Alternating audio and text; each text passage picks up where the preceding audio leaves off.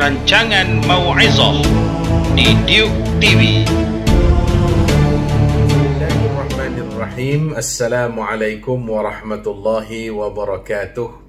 Alhamdulillahi rabbil alamin, wassalatu wassalamu ala ashrafil anbiya'i wal mursalin wa ala alihi wa sahbihi ajma'in. Allahumma rabbi syrah li sadri wa yassir li amri wahlul 'uqdatam min lisani yafqahu qawli. Subhanaka la ilma lana illa ma 'allamtana innaka antal alimul hakim. Wala hawla wala quwwata illa billahil aliyyil azim. Amma ba'd.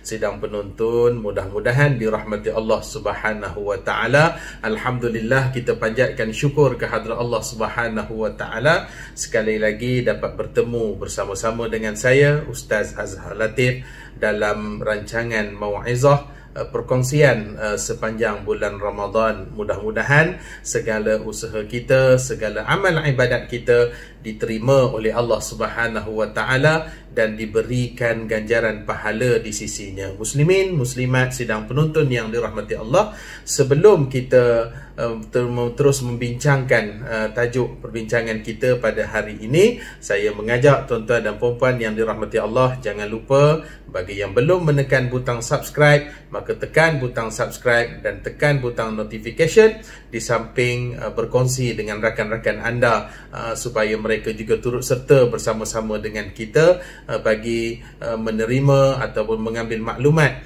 berkenaan dengan apa sahaja yang dimuat naik di laman YouTube channel Ustaz Kazim Duke TV.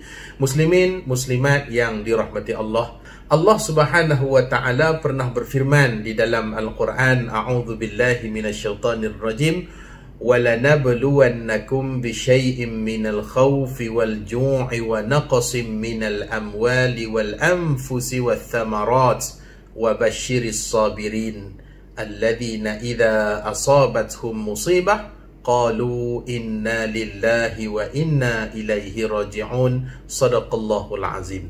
Muslimin muslimat yang dirahmati Allah, ayat ini jelas menceritakan kepada kita tentang perihal di mana manusia itu senantiasa diuji oleh Allah Subhanahu wa taala. Allah menjelaskan pada ayat ini diuji manusia itu dengan berbagai bentuk keadaannya.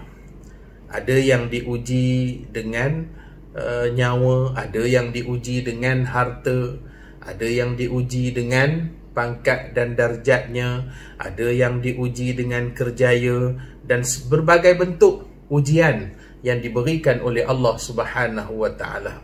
Maka mengapa Allah Taala menguji manusia? Iaitulah untuk melihat sejauh mana manusia ini menjadi hamba kepada Allah Subhanahu wa taala yang sebenar-benarnya taat, sekaligus dengan ujian tersebut mampu mengangkat darjat kehidupan manusia kepada satu darjat yang tinggi yang kita namakan sebagai darjat orang-orang yang bertakwa kepada Allah Subhanahu wa taala. Dan hasilnya, muslimin muslimat yang dirahmati Allah, manusia yang bertakwa ini Allah Taala memberikan ganjaran yang berbagai-bagai, ganjaran yang dijanjikan oleh Allah Subhanahu wa taala. Di antaranya Allah Taala berfirman, a'udzubillahi minasyaitonir rajim, wa may yattaqillaha yaj'al lahu makhraja wa yarzuquhu min haitsu la yahtasib. Yang bermaksud, barang siapa yang bertakwa kepada Allah Taala, maka nescaya Allah Taala akan memberikan kepadanya jalan keluar bagi segala masalah yang dihadapinya. Bahkan diberikan kepada mereka rezeki yang tidak disangka-sangka. Pada ayat yang lain juga Allah Taala pernah berfirman, wa may yattaqillaha yaj'al lahu min amrihi yusra. Diberikan kemudahan segala urusan. Syaratnya ialah apabila dia telah mencapai satu darjat yang dinamakan darjat bertakwa kepada Allah Subhanahu wa taala. Namun begitu, muslimin dan muslimat yang dirahmati Allah, untuk mencapai kepada darjat ketakwaan tersebut, maka mestilah kita melalui satu fasa ujian daripada Allah Subhanahu wa taala. Maka Allah menguji dengan berbagai-bagai bentuk ujian seperti yang telah kita nyatakan di awal-awal tadi. Maka kita perlu menghadapi ujian tersebut dengan penuh kesabaran, dengan penuh kebijaksanaan.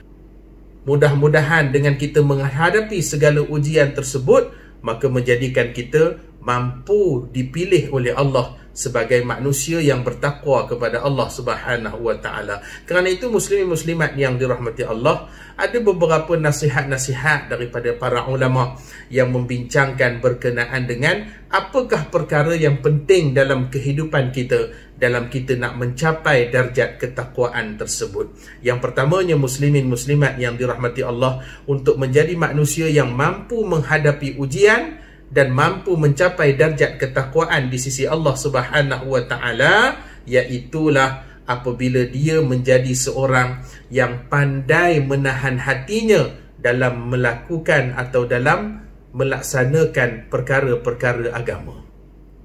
Dalam kita nak melakukan ibadah ini, tuan-tuan dirahmati Allah, ada ujian-ujiannya.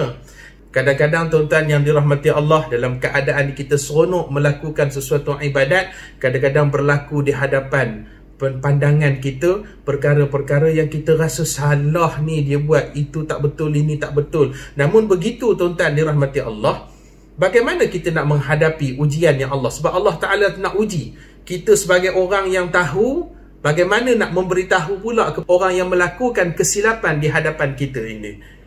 Maka kerana itu tuan-tuan, kita perlu bijak, perlu pandai menahan hati. Kerana orang yang ada ilmu, orang yang ada pengetahuan dan nak melaksanakan ibadat, nak melaksanakan agama, bila dia tak pandai untuk nak menahan hati ni tadi tuan-tuan, kita takut daripada seorang yang ahli ibadat, daripada seorang yang ada ilmu, tiba-tiba timbul perasaan sombong pula. Kita katakan orang tu bodoh, kita katakan orang tu begitu, begini dan sebagainya. Maka kerana itu, bila mana kita telah mula ada pengetahuan dan kita mula seronok dalam berbuat ibadat, dalam kita nak memberikan nasihat kepada seseorang ketika mana mereka ada melakukan kesilapan ataupun kesalahan, maka kita perlu bijak bagaimana nak menyampaikan, bagaimana nak memberikan nasihat supaya nasihat kita itu dapat memberikan kebaikan kepada mereka yang menerima nasihat dan pandangan daripada kita. Yang keduanya muslimin muslimat yang dirahmati Allah, bagaimana kita nak menghadapi ujian untuk mengangkat darjat kita menjadi manusia yang bertakwa kepada Allah Subhanahu wa taala, iaitulah bersabar pada setiap kali didatangi musibah ataupun ujian daripada Allah. Sabar ni sangat penting tuan-tuan. Sebab ada orang tanya dengan saya, Ustaz, kalau kita bersabar ni sampai bila kita nak bersabar? Tuan-tuan yang dirahmati Allah, sabar ini dia tidak ada penghujung. Kerana kalaulah sabar ini ada penghujung, maka dia tidak dinamakan sebagai sabar. Kerana itu Allah menjanjikan berita gembira kepada orang-orang yang bersabar. Wa basyiris sabirin. Kena bersabar menghadapi apa sahaja ujian, apa sahaja bentuk musibah yang menimpa diri kita. Musibah daripada sudut harta. Mungkin dalam keadaan satu-satu keadaan tiba-tiba Allah Ta'ala uji kita dengan kurang harta, putus sumber pendapatan sebagainya. Maka bersabar kita dalam keadaan demikian dan menjadikan kita bijak bagaimana untuk nak menghadapi. Supaya apa? Supaya musibah yang berlaku ini tadi, dia tidak kekal sebagai musibah dan menjadikan kita lebih sesat, tetapi musibah yang diberikan ini menjadikan kita berasa insaf, menjadikan kita cuba mencari jalan apakah dan bagaimanakah caranya untuk kita nak menyelamatkan dan mengeluarkan kita daripada kemelut ataupun masalah yang berlaku ke dalam kehidupan kita. Dan yang ketiganya muslimin muslimat yang dirahmati Allah, bagaimana kita nak menghadapi ujian yang Allah Ta'ala berikan kepada kita sekaligus mengangkat darjat kita menjadi manusia yang bertakwa kepada Allah Subhanahu wa Ta'ala, iaitulah pandai dan bijak dalam mengatur belanja. Kadang-kadang ada kelebihan Allah Ta'ala beri kepada kita harta banyak, Alhamdulillah, Tuhan beri rezeki murah tuan-tuan dirahmati Allah, tapi jaga-jaga. Kadang-kadang hilangnya barakah di dalam harta kita apabila melonjaknya nafsu berbelanja pada perkara-perkara yang tidak mendatangkan manfaat kepada kita. Yang ini yang perlu kita berikan perhatian. Kadang-kadang betul kita mampu untuk beli itu, beli ini dan sebagainya untuk berbelanja. Tapi dalam pada masa yang sama, apakah perbelanjaan yang kita buat itu merupakan perbelanjaan yang perlu penting dalam kehidupan kita dan keluarga kita, ataupun kita berbelanja pada perkara-perkara yang kosong, hanya sekadar nak memenuhi seronok berbelanja itu sahaja. Maka apabila Allah Ta'ala berikan kelebihan harta, maka kita kena pandai dalam mengatur belanja. Ataupun apa sahaja kelebihan-kelebihan yang Allah Ta'ala berikan kepada kita. Allah berikan kepada kita kelebihan cerdik daripada sudut pandai daripada sudut mata pelajaran, ataupun apa sahajalah ilmu-ilmu yang ada pada kita. Maka bagaimana kita mengatur akan pengetahuan tersebut supaya dia dapat memberikan manfaat kepada kita dan dapat memberikan manfaat kepada orang-orang yang lain juga. Jangan hanya sekadar ilmu yang ada pada kita, pengetahuan yang ada pada kita, maka kita atur untuk manfaat kita sahaja, sehinggakan orang lain tak dapat manfaat daripada kelebihan ilmu yang kita ada. Maka 3 perkara ini muslimin muslimat yang dirahmati Allah. Yang pertamanya kita sebut tadi, iaitulah pandai ataupun bijak dalam menahan hati dalam nak melaksanakan agama. Yang keduanya iaitulah bersabar pada setiap kali ditimpa musibah. Dan yang ketiganya pandai dan bijak dalam mengatur belanja. Begitulah juga mengatur apa sahaja kelebihan yang Allah berikan kepada kita. Dan apabila kita mampu menghadapi semua ujian-ujian ini, tuan-tuan dirahmati Allah, sama ada ujian yang memberatkan hati kita ataupun ujian daripada sudut kelebihan-kelebihan yang Allah Ta'ala berikan kepada kita, mudah-mudahan kita doa kepada Allah Subhanahu Wa Ta'ala, Allah menerima segala amalan kita, sekaligus Allah Ta'ala mengangkat darjat kita dalam kalangan orang-orang yang bertakwa. Kerana Allah sebut sendiri di dalam Al-Quran, inna akramakum indallahi atqakum, sesungguhnya semulia-mulia kamu wahai manusia ialah orang yang paling bertakwa kepada Allah Subhanahu Wa Ta'ala. Mudah-mudahan perkongsian ini dapat memberikan manfaat kepada kita. Izinkan saya mengundur diri. Sekian, wabillahi taufiq wal hidayah. Wassalamualaikum warahmatullahi wabarakatuh.